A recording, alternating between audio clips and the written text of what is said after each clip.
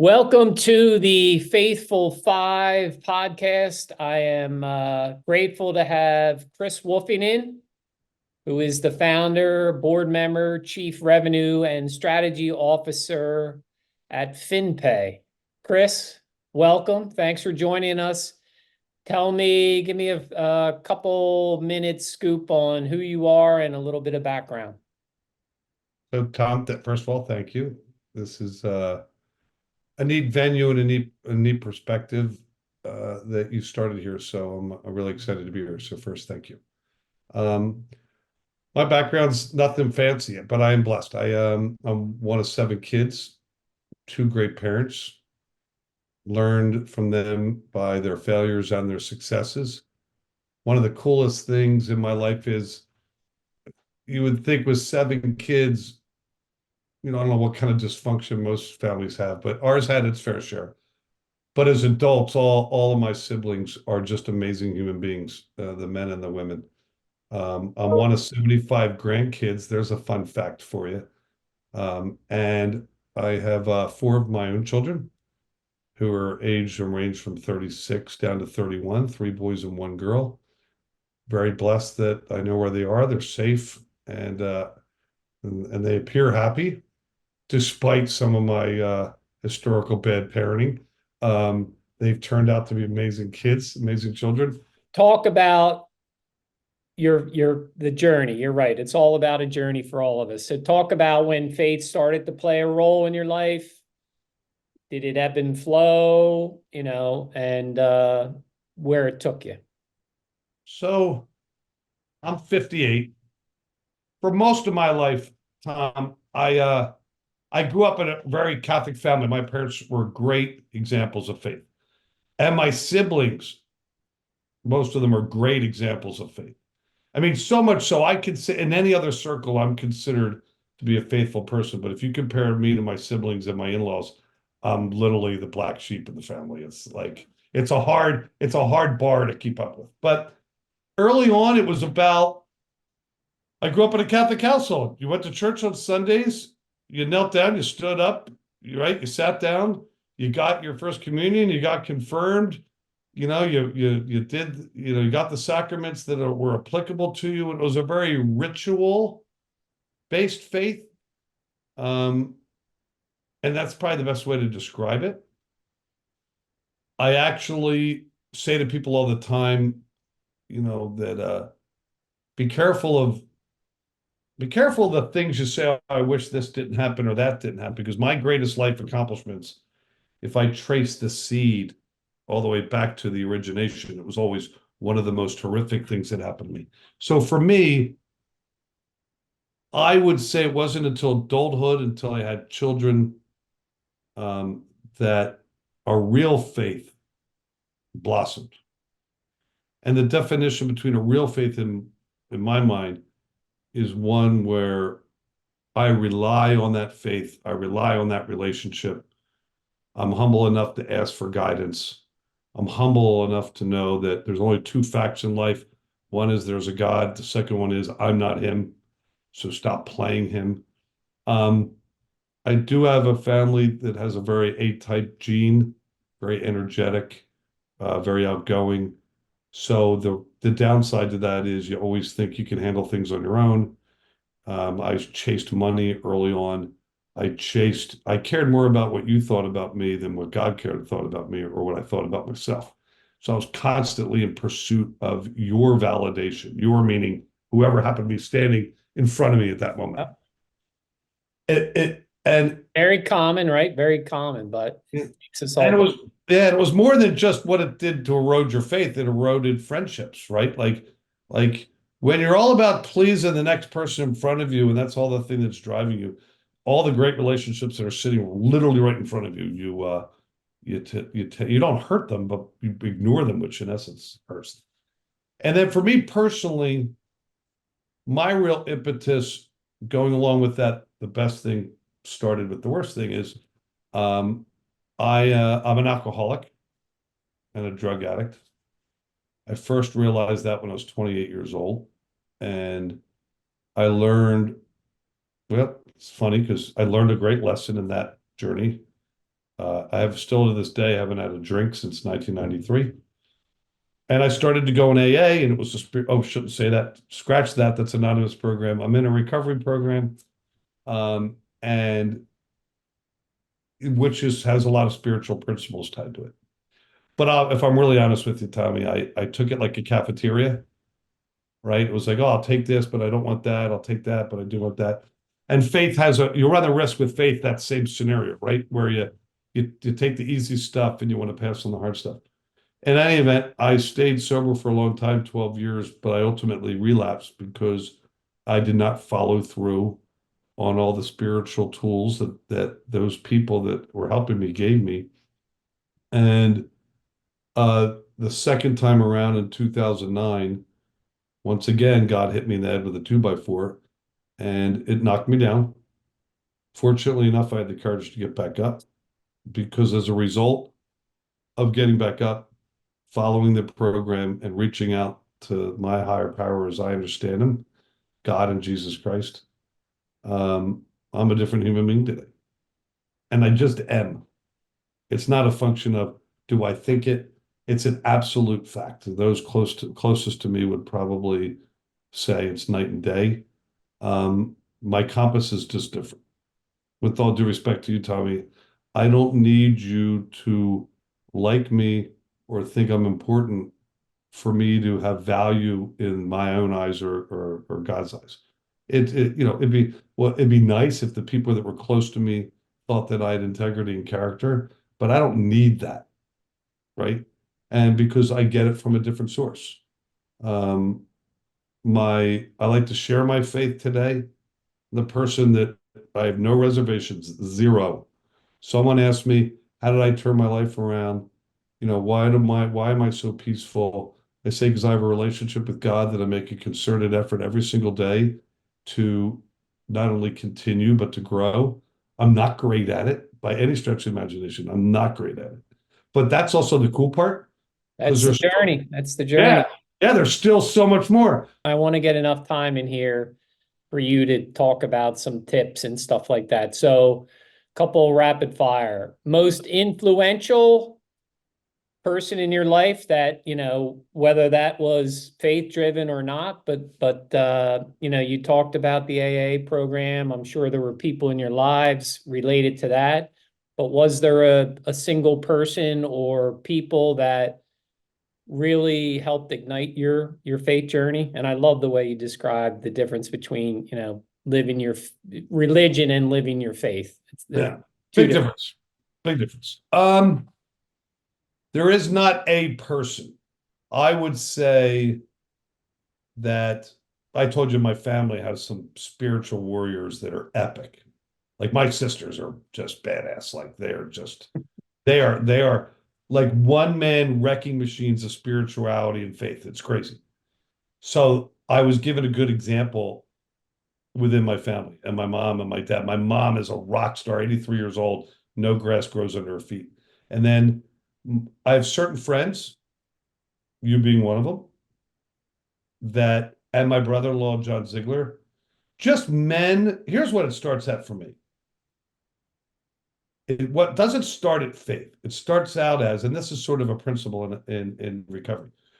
Who is living a life that you want to emulate?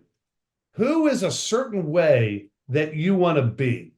And what is it about those people that makes them the way that you want to be? So John Ziegler is my brother-in-law.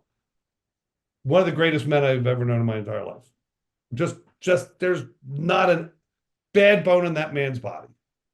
And when I think about what makes him so great, if you look at everything, it's faith driven, right? My sister Stephanie, who's married to him the same way. I would put you in that camp, right? You make decisions by making your faith a priority, and that's sort of the compass that decides, do I turn left or I turn right? That does not come easy to me. The easier, softer way is what comes easier to me.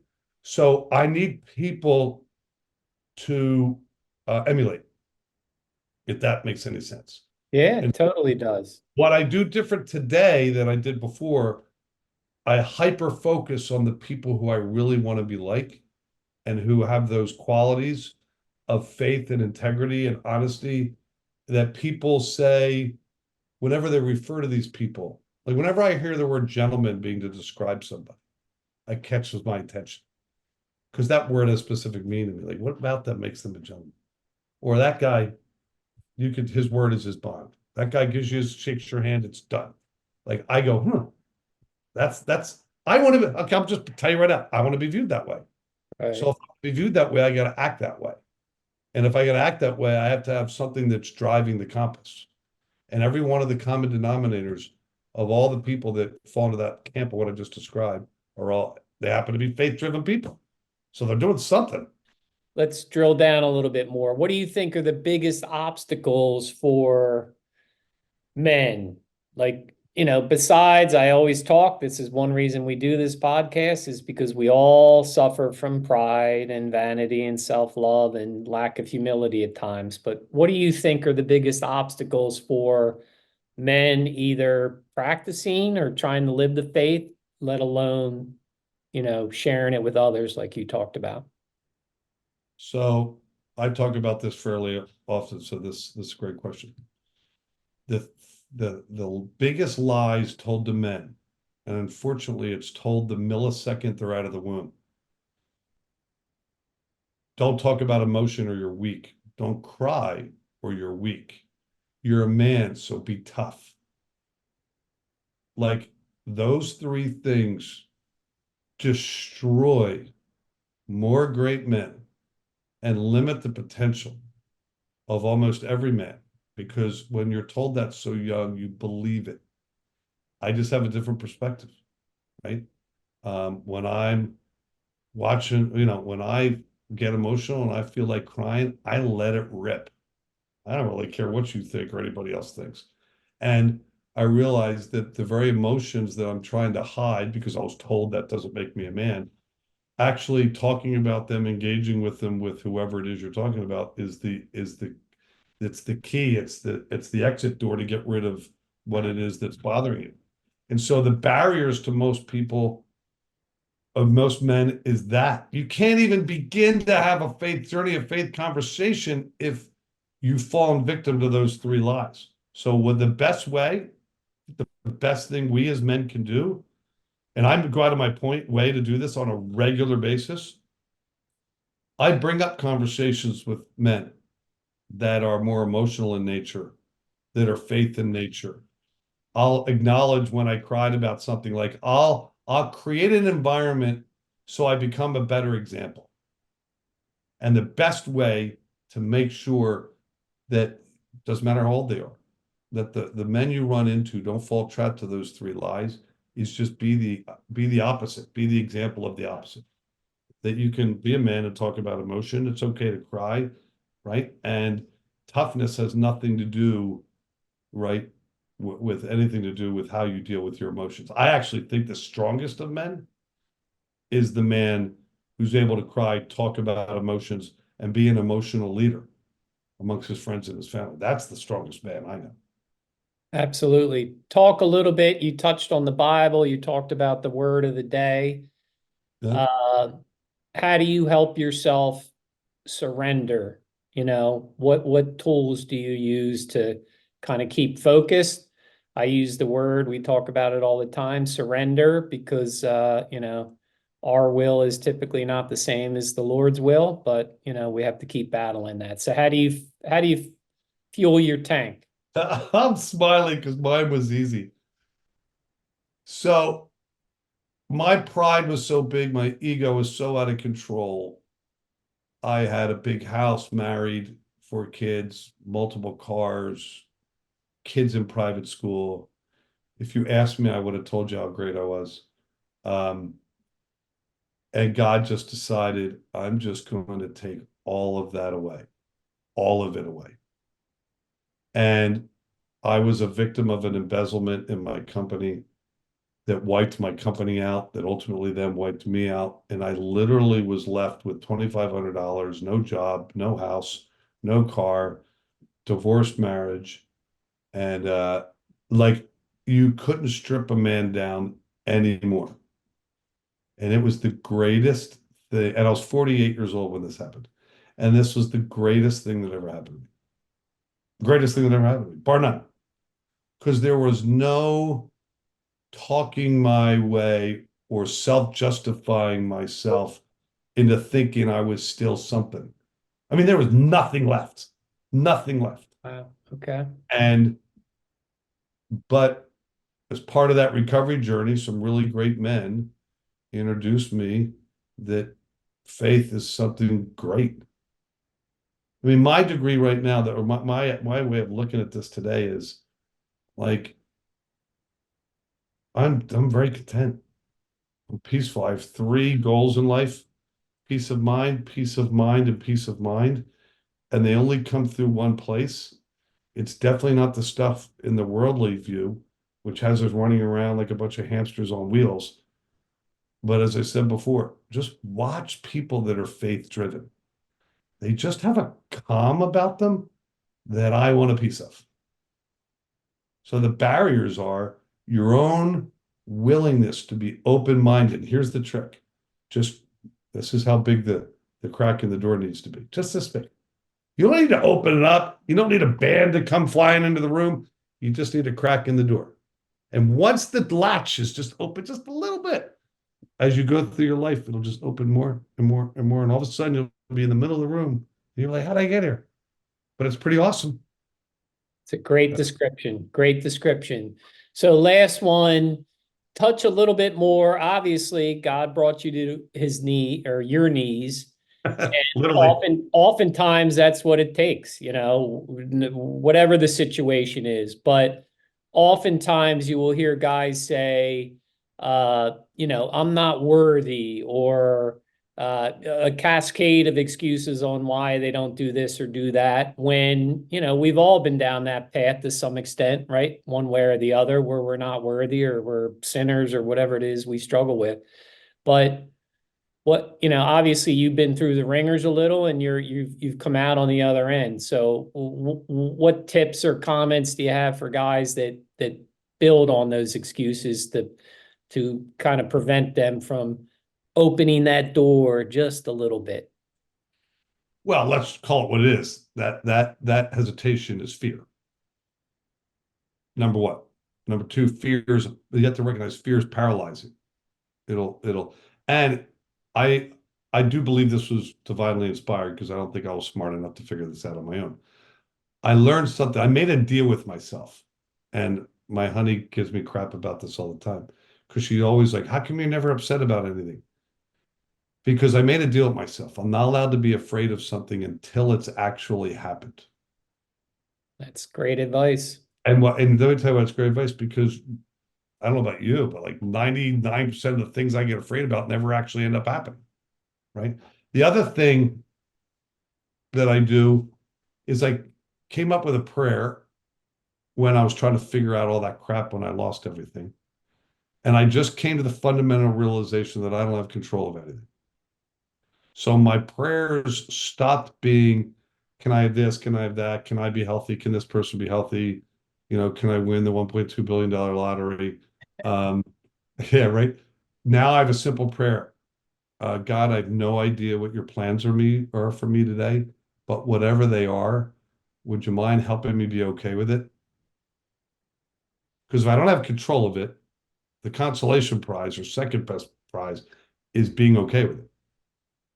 And if you really think about most things, if I'm okay with most things that I'm confronted with, nothing bothers me.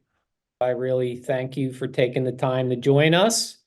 And we'll put your email and contact information up there in case anyone wants to reach out to you. But appreciate you sharing your journey, and have a great day, Christopher. My pleasure, Tommy. It is always a pleasure. Thanks a lot.